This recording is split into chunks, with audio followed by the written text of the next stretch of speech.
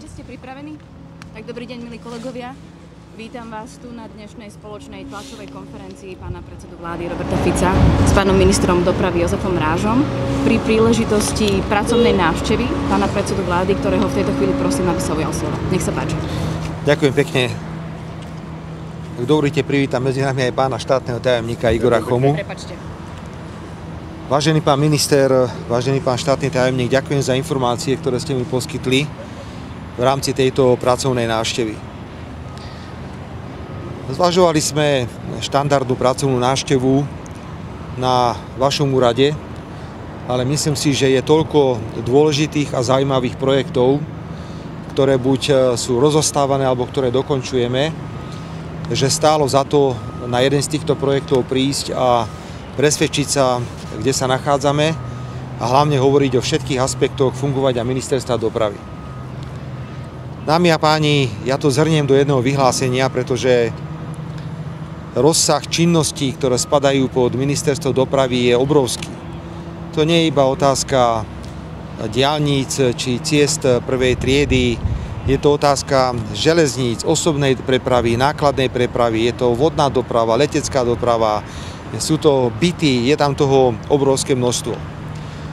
Preto sa pokúsim tomuto všetkému dať jeden taký rámec, ale predtým, ako to urobím, by som povedal pár slov k projektu, na ktorom sa teraz nachádzame. Ja nebudem hodnotiť, pretože nech si každý urobí svoj úsudok, prečo nebola naplánovaná táto križovatka, ktorá umožňuje prepojenie diaľničných úsekov D4 a D1. V podstate, keď idete z juhu po D4, tak môžete iba prejsť cez D1, ale nemôžete zísť ani na Trnavu, ani na Bratislavu. Preto rozhodnutie, ktoré bolo prijaté a ktoré sa realizuje, je mimoriadne dôležité aj pre odľahčenie samotnej Bratislavy. A teší ma správa, že táto investícia v objeme 127 miliónov eur v prvej etape bude dokončená do konca tohto roku. Minister potvrdil, že čím častejšie sem chodí, tak týmto rýchlejšie stavajú, ale to naozaj je o tom, pretože tie návštevy ústavných činiteľov sú niekedy veľmi dôležité. V každom prípade chcem staviteľovi poďakovať, pretože vidím vysoké tempo a verím, že spoločne tento plán zvládnete. V prvej etape preto do konca roka budú môcť tí, čo budú používať diaľničný úsek D4, schádzať tak smerom na Trnavu, ako aj smerom na Bratislavu. Pokiaľ ide o ostatné činnosti, ktoré spadajú pod ministerstvo dopravy. Začal by som, dámy a páni, tým, že v podstate všetky voľné zdroje, ktoré máme, sú buď už vyčerpané alebo zazmluvnené. My urgentne potrebujeme nové zdroje, aby sme mohli robiť prípravu na výstavbu diaľnic a železníc. Urgentne potrebujeme nové zdroje na ďalšie projekty, ktoré by ministerstvo dopravy mohlo realizovať. Z tohto dôvodu, vážené dámy a páni, ako som už avizoval aj včera, pripravujeme inovatívne myšlienky, ktoré by sa týkali využívania, nechcem povedať, že zamrznutých, ale málo využívaných súkromných vkladov a súkromného kapitálu na Slovensku, pretože patríme medzi krajiny Európskej únie, ktoré sa sťažujú na to, že často peniaze, ktoré si ľudia ukladajú na dôchodkové zabezpečenie alebo niekde inde, končia v Spojených štátoch amerických. My cez súkromné peniaze podporujeme Spojené štáty a nepodporujeme rozvoj na Slovensku. Pripravujeme preto určité produkty, ktoré by umožnili ministerstvu dopravy získať ďalšie zdroje. Pán minister povedal rovno, získajme extra 500 miliónov eur a môžeme urobiť prípravné práce na všetko to, čo potrebujeme dokončiť na Slovensku alebo na projekty, ktoré sú mimoriadne dôležité. My sme si s pánom ministrom prešli priority, všetky tie ťažkosti. Ja pozdravujem takto na diaľku pána Figela a ďakujem mu za to, že zrušil 2 PPP projekty v roku 2010. Viete, o čom hovorím? To bolo najhoršie rozhodnutie, aké kedy sa mohlo prijať, ale také rozhodnutie vtedajšia vláda pani Radičovej prijala, je nám to hrozne ľúto, pretože dnes sme mohli byť už úplne niekde inde s diaľničnou sieťou, ako to je v roku 2024. Pán minister mi ukázal úseky, kde sa najviac trápi, kde má najväčšie problémy. Súčasne mi ukázal aj konkrétne plány, ktoré sa momentálne pripravujú. Oceňujem, pán minister, že ty aj tvoje vedenie idete podľa priorit. Toto sú priority, na to sa treba sústrediť, všetko ostatné potom príde až neskôr. Keď som pri diaľniciach a v diaľničnej sieti, chcem oznámiť dobrú správu a tá správa je, že minister dopravy navrhne vláde Slovenskej republiky, aby sme oslobodili od diaľničných známok tzv. Obchvaty miest. Nejaké úseky, pokiaľ ide o mestá, sú dnes už oslobodené od diaľničnej známky, ale môžem povedať, že bude sa to týkať celého obchvatu Bratislavy, Nitry, Žiliny, Popradu, Košíc a Prešova. Všetky tieto obchvaty, ktoré sú diaľničné v okolí týchto miest, nebude treba na to používať diaľničnú známku, pretože dnes si nekupujú títo ľudia diaľničné známky preto, aby chodili po tých obchvatoch. Keď tam diaľničná známka nebude potrebná, budú ich môcť využívať a tým sa budú aj odľahčovať komunikácie, ktoré sú v samotných mestách.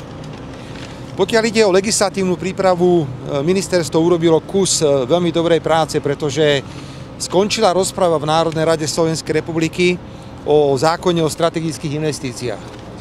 Ja viem, že to je možno téma, ktorá až tak slovenská verejnosť nezaujíma, alebo slovenskú verejnosť nezaujíma, ale uvedome si, že týmto zákonom, pokiaľ ide o výstavbu železníc a diaľnic a ciest prvej triedy a tzv. Eriek, tu sa skráti príprava možno na polovičku. Bolo to 8 až 10 rokov, teraz to budú možno 3 alebo 4 roky. Význam tohto zákona spočíva aj v tom, že je spojené územné rozhodnutie so stavebným konaním. To sú prvky, ktoré výrazne posunú výstavbu významných strategických projektov a investícií na Slovensku. Som rád, že v parlamente prebehla diskusia, rozpráva skončila, hlasovať sa bude o zákone budúci týždeň. Myslím si, že v tomto bude plná podpora vládnej koalície a budeme sa uchádzať, tak ako to bolo v prípade 13 dôchodkov, aj o podporu vládnej koalície. Ďalej je veľmi dôležité, dámy a páni, že sme odložili účinnosť stavebného zákona, ktorý tiež prináša významné prvky, ale uvedome si, že štát a samosprávy na toto neboli pripravené, hrozil kolaps, takže my až do roku 2025 sme odložili účinnosť tohto zákona. Pán minister, vítam moderné prvky, ktoré sa zavádzajú, napríklad, že pri vyvlastňovaní sa ponúkne majiteľovi pozemku 1,2 násobok ceny, ktorú znalec určí, čím chceme motivovať ľudí, aby nešli do vyvlastňovacieho konania, ktoré je náročné, aj je citlivé, ale aby sa radšej dohodli so štátom na odkúpení takéhoto pozemku.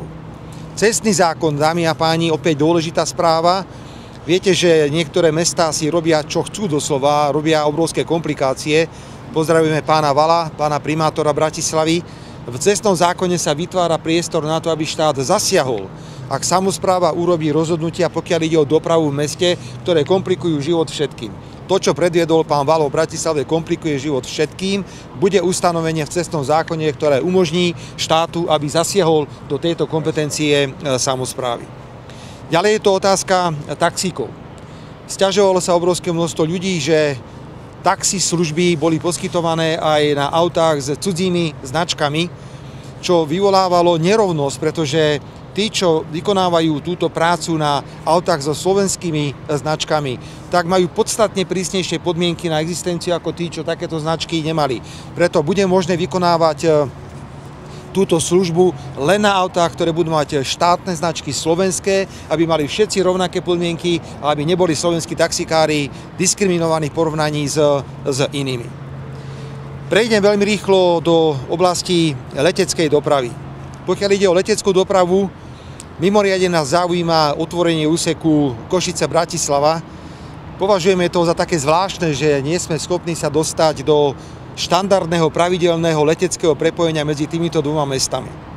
Všetko je pripravené, čakáme na odpoveď v danom prípade Bruselu, pretože my musíme podporovať túto linku a Brusel zvažuje a hodnotí, či to je alebo nie je povolená alebo nepovolená štátna pomoc. Ako náhle Brusel povie, že to môžeme podporovať, minister je pripravený okamžite zabezpečiť vyhlásenie súťaže kde minimálne 3 a 4 vieme, že sa prihlásia do realizácie tohto pravidelného leteckého prepojenia medzi Košicami a Bratislavou. Ešte raz zdôrazňujem, chceme to podporovať finančne, pretože inak by to samostatne neprežilo. Pokiaľ ide o železnice, dámy a páni, vítam, že je pripravených 7 úsekov, pokiaľ ide o regionálne trate. To Slovensko potrebuje ako sol. Pán minister, ty dobre vieš, čo sú najväčšie bolesti, pokiaľ ide o železnice. Chcem ti poďakovať za rozhodnutie, pokiaľ ide o zvyšovanie platov pre zamestnancov, tak v nákladnej aj v osobnej doprave, lebo treba stabilizovať stavy a najmä poznáš môj názor, pán minister, sociálny dialóg je najlepší spôsob, ako komunikovať so zamestnancami. Dámy a páni, máme tu veľkú výzvu.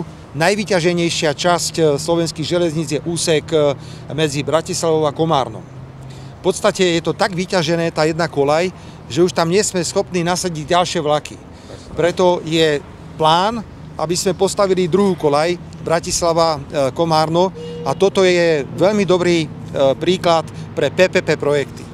Ja chcem hľadať nielen zdroje, pokiaľ ide o štátny rozpočet, európske fondy, v prípade plánu obnovy, musíme vtiahnuť do výstavby infraštruktúry a obrovských strategických podnikov aj súkromný kapitál, súkromné vklady ľudí, ako aj vklady ľudí v dôchodkových správcovských spoločnostiach, ale najmä PPP projekty. Pripravujeme sa na veľkú návštevu Číny. Táto návšteva bude od 23. do 27. júna, termín je potvrdený, a my chceme čínskym partnerom dať na stôl niekoľko myšlienok alebo ideí, kde by PPP projekty mohli byť. Prvý projekt je Bratislava-Komárno PPP projekt na druhú koľaj a potom je druhý projekt, o ktorom sme už hovorili. Dali sme dohromady všetkých 500 mostov, ktoré máme na cestách prvej triedy, na diaľniciach a na rýchlostných komunikáciách. To sú cesty, ktoré spravuje štát. Okrem toho máme samozrejme mosty na cestách, ktoré patria vyšším územným celkom, to sú cesty 2. a 3. triedy a potom máme ešte miestne komunikácie, ktoré zabezpečujú obce ako také. Na teraz by sme chceli ponúknuť zahraničnému partnerovi balík 500 mostov, ktoré by niekto zrekonštruoval. Štát by to potom splácal v klasickom procese PPP projektu niekoľko rokov a ten, kto by tieto mosty zmodernizoval, by sa celé obdobie o tieto mosty staral. V podstate podobný projekt, ako sme urobili na R-ke medzi Nitrou a Banskou Bystricou, alebo tu je D4 R7. Toto považujem za veľmi dôležité, aby sme hľadali partnerov aj mimo Európskej únie, pokiaľ ide o zdroje, ktoré by sa mohli na tento účel použiť. Ukončím moje vystúpenie tému, ktorá takisto spadá pod rezort Ministerstva dopravy a to sú nájomné byty. My sme prislúbili, že nebudeme všetko rušiť len preto, lebo to pripravovala predchádzajúca vláda. Predchádzajúca vláda urobila určité prípravy na výstavbu nájomných bytov cez súkromný sektor. Boli podpísané 2 rámcové zmluvy s významnými zahraničnými investormi.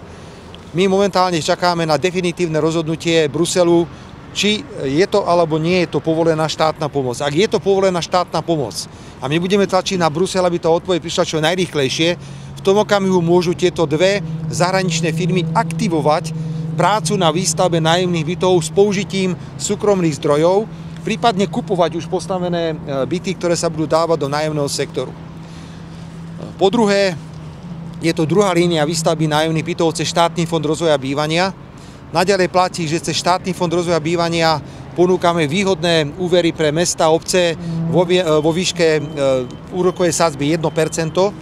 Bohužiaľ v prípade fyzických osôb je tá úroková sadzba podstatne vyššia, skoro 5%, preto, lebo úrokové sadzby sú vôbec veľmi vysoké. Dobrá správa je, že Európska centrálna banka oznamuje na jún prvý pokles úrokových sadzieb. Dnes sme na úrovni 5,5% a pôjde to asi na 5%, teda veríme, že to pôjde na 5%, čo by znovu mohlo spôsobovať aj tlak na pokles úrokových sadzieb nielen pri týchto úveroch, ale aj pri hypotekárnych úveroch ako takých. Chcem ťa poprosiť, pán štátny tajomník, aby si venoval tejto téme, lebo to patrí tebe, pokiaľ ide o nájomné byty, veľkú pozornosť. Každé euro, ktoré zakopeme do zeme, myslím teraz štýlom, že začne sa stavať, rozostavia sa, znamená vyššiu mieru zamestnanosti, znamená samozrejme ďalšie a ďalšie príjmy do štátneho rozpočtu. My musíme Slovensko rozbehnúť. Dámy a páni, ja sa nechcem sťažovať, pretože to nie je naša úloha. Ale okrem toho, že nám odozdali krajinu s najhoršími verejnými financiami v Únii, nám odozdali krajinu, ktorej všetky ostatné krajiny utekajú. Oni tu 3 roky nič nerobili. Veď COVID mali aj v Maďarsku. COVID mali aj v Poľsku, aj v Českej republike. Mali ho aj v Rumunsku, aj v Bulharsku. Ako je možné, že tieto 3 krajiny alebo 4 krajiny za posledné 3 roky vlády Matoviča, Hegera a Odora takto utiekli Slovenskej republike? Našou povinnosťou je naštartovať všetky zdroje, aby sa Slovensko vrátilo na líniu opätovného rastu a približovania sa k životnej úrovni Európskej únie. Toto je náš plán, tomuto sa budeme venovať a ministerstvo dopravy je v tomto mimoriadne dôležité, pretože dokáže preinvestovať obrovské zdroje peňazí. Takže v tomto bude mať ministerstvo plnú podporu. Pán minister, aj teba, aj pána štátneho tajomníka chcem povzbudiť, prichádzajte s inovatívnymi vecami, nebojte sa nových vecí. Nemusíme byť stále zaškatulkovaní, že nejde to, lebo nejaký úradník to povedal, alebo niekto iný. V tomto bude vláda pripravená a nech je príkladom toho novelizácia zákona o verejnom obstarávaní, novelizácia zákona o posudzovaní vplyvov na životné prostredie, nech je zákon o pobyte cudzincov, o strategických investíciách. To sú inovatívne zákony, ktoré nám mimoriadne pomôžu. Ďakujem teraz za poskytnuté informácie. A teraz by som poprosil pán minister, pán štátny tajomník, keby si sa venovali médiám a odpovedali už na konkrétne odborné témy, hoci mám veľa informácií v hlave, ale potreboval som hlavne o tomto rámci teraz hovoriť. Ďakujem veľmi pekne, nech sa darí všetko dobre. Vidíme sa, ďakujem pekne. Všetko dobre, ďakujem pekne. Ďakujem pekne a dovidenia. Dobrý deň. Za nás pán premiér vyčerpal všetky témy, čo sme chceli oznámiť. To znamená, my sme pripravení naozaj teraz už odpovedať len na vaše otázky. Ak nejaké teda sú. Ak máte otázky?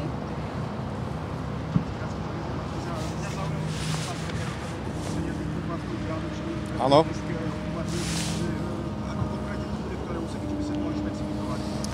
Áno, takto. My máme teraz v druhom čítaní zákon, ktorý nám umožní splnomocňovakom vydať vyhlášku, ktorou vysadíme tieto úseky v podstate z povinnosti spoplatnenia. Bavíme sa teda nie o mýte, bavíme sa len o osobných vozidlách, bavíme sa o diaľničných známkach.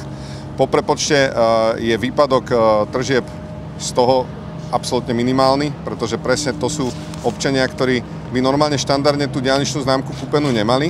Viete, a nechodia po obchvate. Ale keď im ten obchvat dáme zadarmo, tak ich to bude motivovať, aby z mesta išli po obchvate a budú tam rýchlejšie. To znamená, príde nám to ako niečo, čo umožní v mestách ekologickejší život a odsmeruje to tú dopravu na tie obchvaty diaľničné, ktoré sú už aj tak vybudované. Myslím si, že ak nám prejde zákon v druhom čítaní, vyhlášku budeme v priebehu leta dáme na stôl a od 1.9. To vám hovorím taký, že možno pesimistický termín, dobre? Možno to spravíme aj skôr. Áno, chceme, aby sa to týkalo aj D4.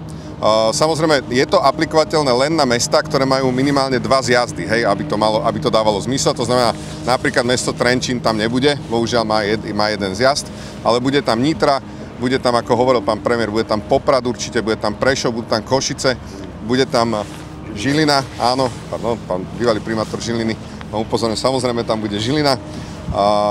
Zabudol som niektorý. Dáme vám ich k dispozícii. Tam, kde to všade realizovateľné je, tak tam to zrealizujeme určite. Nech sa páči ďalšia otázka. Dobrý deň. Ako ste spokojní s týmto dielom? Pán niečo povedal? Áno. To sa rád nepúšte taký dobrý niekto. Veľmi rád. Veľmi rád. Čo sa týka tejto stavby, máme tu aj pána zhotoviteľa. Je situácia taká, že všetky výkopové práce sú za nami. To znamená, už neodhalíme žiadnu pamiatkovú zónu, už neodhalíme žiadnu nevybuchnutú muníciu. Už sa realizujú len násypy, betonáže, ako vidíte za mnou. To znamená, túto predpoklad, že dojde akýmkoľvek problémom, ktoré by mohli zdržať túto stavbu, je minimálny. Stále sa niečo ešte môže stať, niečo nám môže trestno buchnúť, ale berme to tak, že tie najdôležitejšie 2 fúzy, nazvem to, tej diaľnice alebo tie privádzače, ktoré sú potrebné pre odťaženie Bratislavy, budú naozaj dokončené do konca tohto roku. Takže taký máme sľub, tak ja vám dávam teda ten termín, aj keď je to veľmi ťažké sa s tými termínmi ako ich zverejňovať, potom sa musia byť dodržané samozrejme.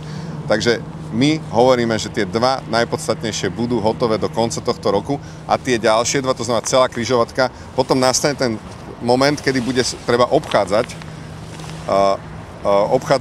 tú D1, lebo sa bude dvíhať. Treba povedať, že tu sme veľmi tvrdo bojovali za to, aby po celej tej dĺžke, už sme to hovorili minule tu, aby po celej tej dĺžke tých objazdov bola zachovaný trojpruh. Je dohoda so zhotoviteľom, že bude zachovaný ten trojpruh, stalo to desiatky tisíc eur navyše, úplne zanedbateľné preto, aby tá kontinuita a plynulosť tej dopravy bola zachovaná. Páči sa. Ešte jedna otázka pre krátkosť času, ak máte teda. Ideme riešiť krízový štáb v Strečne, Ústrečnu, ktorý je tentokrát na ministerstve, tak neviem, možno sa vidíme potom na tlačovej besede potom. Sa na vás tešíme. Hej.